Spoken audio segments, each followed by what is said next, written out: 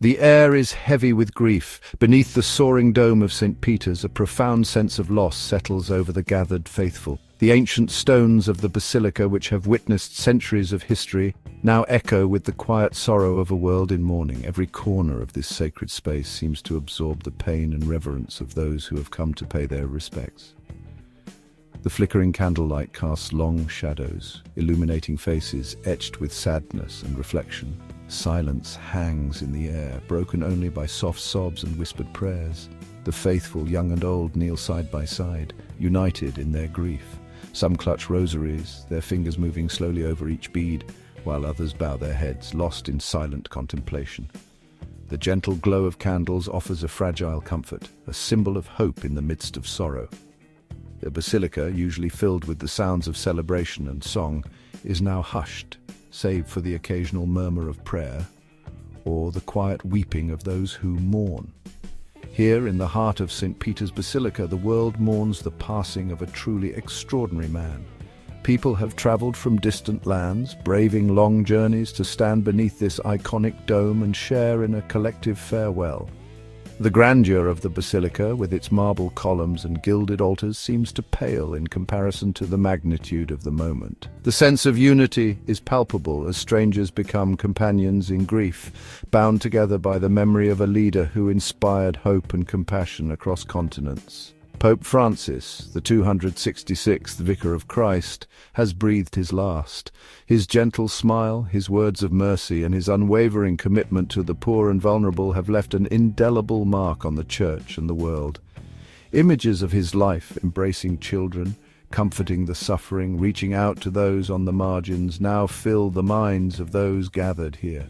His passing is not just the end of a papacy, but the closing of a chapter in the story of humanity's search for kindness and justice. His life, a testament to humility and compassion. From the very beginning of his papacy, Pope Francis chose simplicity over grandeur, service over power. He washed the feet of prisoners, dined with the homeless, and spoke out for those without a voice. His actions spoke louder than words, reminding the world that true greatness is found in serving others.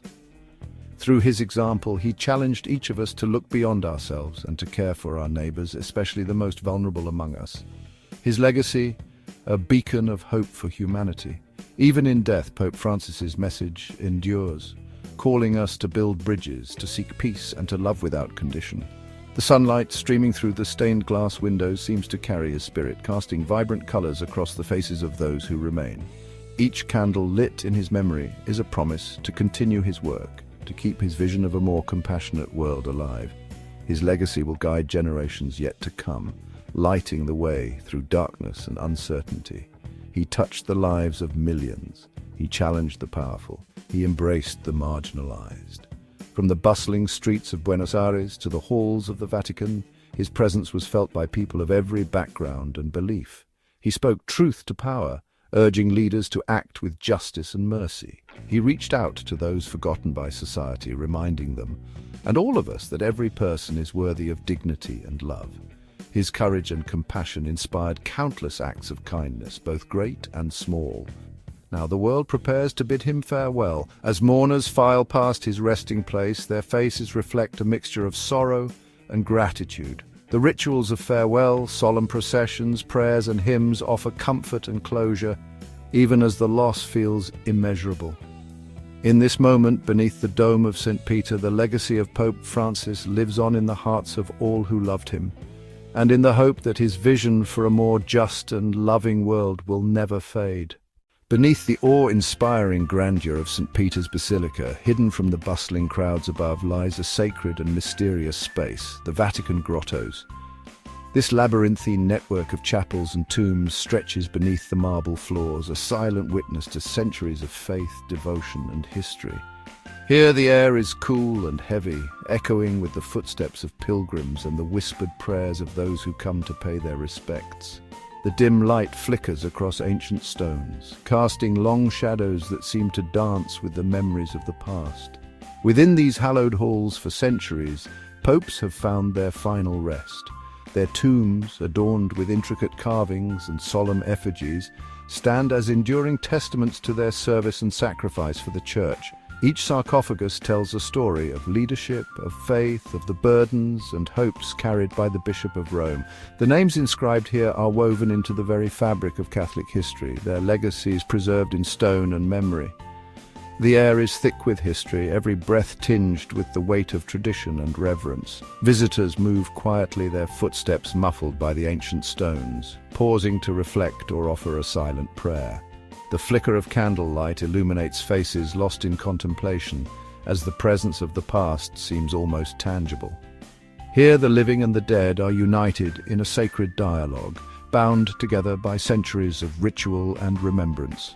The burial of a pope is a solemn affair, steeped in ancient ritual and profound symbolism.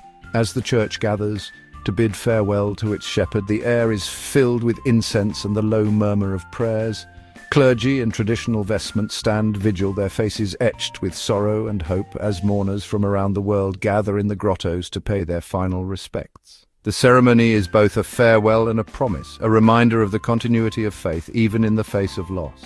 Central to this ritual is the triple coffin, a powerful symbol of the triune God, Father, Son, and Holy Spirit. Each layer of the coffin holds its own meaning, its own message for those who remain. The coffins are prepared with meticulous care, every detail attended to with reverence and devotion as tradition demands. First comes the cypress wood, a material chosen for its association with mortality and the fleeting nature of life. The cypress, evergreen yet somber, reminds all present that even the greatest among us must one day return to the earth. It is a gesture of humility, a recognition of the Pope's humanity amid the grandeur of his office. Next, the body is enclosed in a lead coffin, a tradition that speaks to the desire for preservation, not just of the physical remains, but of the soul's journey beyond this world. The lead, heavy and enduring, serves as a barrier against time, a symbol of the Church's hope that the memory and teachings of the pontiff will endure for generations to come. Lastly, the elm coffin, with its intricate carvings and dignified presence, is placed with reverence in the crypt. Elm, a wood long associated with dignity and eternity, signifies the lasting impact of the Pope's life and the eternal nature of the Church.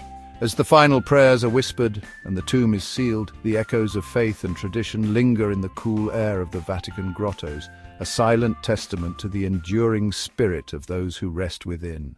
Pope Francis, throughout his life, was known as a man deeply connected to ordinary people.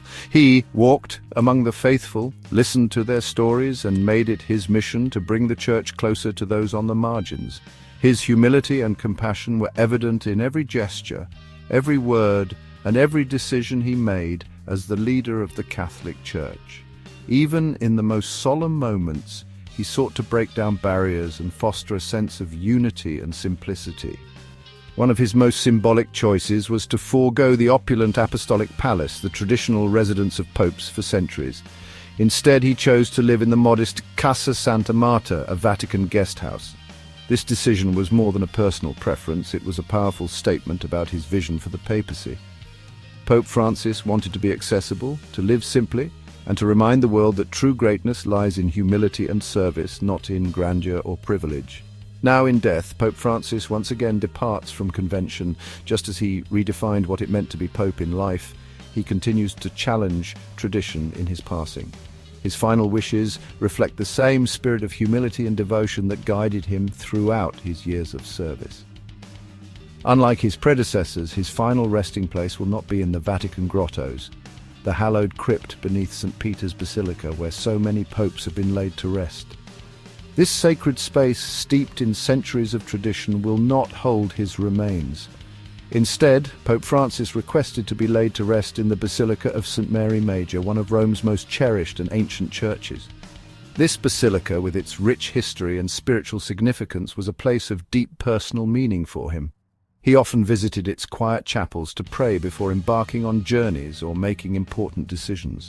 The Basilica of St. Mary Major was not just a church to him, it was a sanctuary, a place where he found solace and inspiration. Its walls have witnessed countless prayers, and its chapels have offered comfort to generations of believers. For Pope Francis, it was a place dear to his heart, a spiritual home within the eternal city. Above all, this basilica reflects his profound devotion to the Virgin Mary. Throughout his life, he turned to her for guidance and strength, entrusting his papacy and his people to her care. In choosing St. Mary Major as his final resting place, Pope Francis leaves a lasting testament to his faith, his humility, and his enduring love for the Mother of God. The Basilica of St. Mary Major stands tall in Rome, a beacon of faith since the 5th century. It is one of the 4 major basilicas in Rome, a place of pilgrimage and prayer. Here, within these hallowed walls, Pope Francis will find his eternal rest. His tomb, a reflection of his humility. No elaborate monuments or ostentatious displays, just a simple marker, a testament to his life of service. Pope Francis was known as the people's pope. He walked among them. He listened to their stories. He shared their joys and sorrows. His choice of burial place speaks volumes. He wished to remain close to the people he served, to be a constant presence in their lives, even in death. The world mourns the loss of a true shepherd. Heads of state, religious leaders, and ordinary people alike gather in Rome.